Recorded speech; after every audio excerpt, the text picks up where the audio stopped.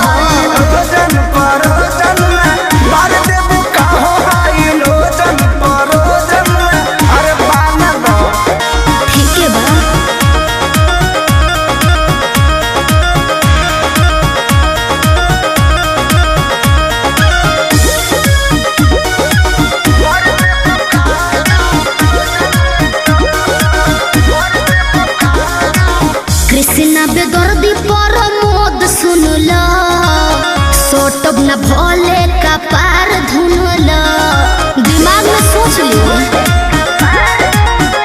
काहे भाव खटारू नहीं दाव खटारू सुननी हो नया पवाड़ा पाव खटारू आई लाइक इट रोटिया में नथिया उतार देबू का रउआ बड़ बतिए नी जी हाई लो जन परो जन में